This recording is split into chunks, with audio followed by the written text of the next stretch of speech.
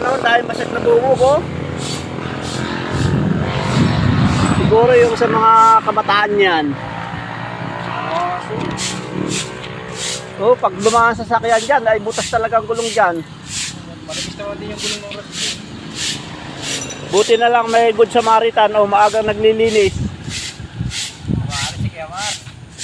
Wala ka na o. Basag na mabubog, papasok ka? Oo. Saan ka dumaan? Ha? Oh, ay lalaki ng bubog eh, oh, mga buti. Eh, grabe. Oh. Matatapakan eh. Ha? Mga jajagi pa man din sa mga gawin. Kaya nga. May nagbabasag ng bubog dito kagabi. Pati hanggang doon sa kabila.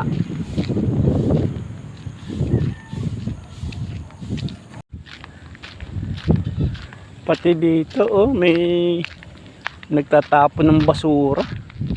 Pati mga basura dito na tinatapon oh. Oh. Ano na yan oh.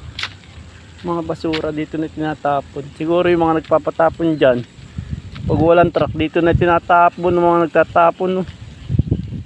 Ang dami ng basura tinatapon dito. Siguro nga dito tinatapon pagka walang nadating na truck. Yung mga nagpapatapon bago dito dinadala. Dito na tinatapon.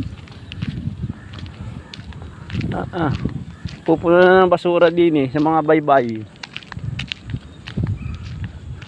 Ang dami oh.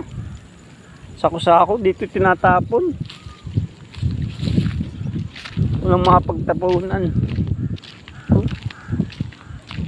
Yung mga nagpapatapon diyan siguro ng basura dito binadala ng mga nagtatapon sa gabi.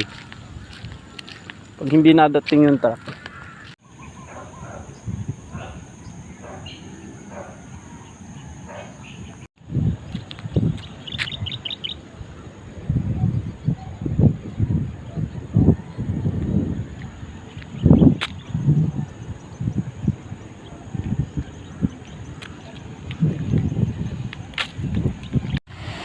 Ang taas ng tubig. Ayan po yung nire-recraft ngayon dito sa may ilog.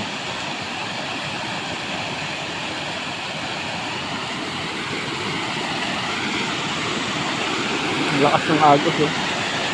Tubig. Ayan o, nire-recraft nila ngayon sa bilaan.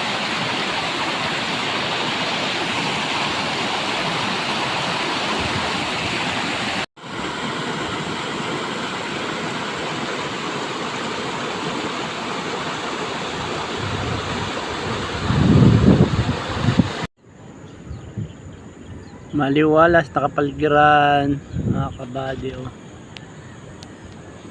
Linis na nung ano kabila oh.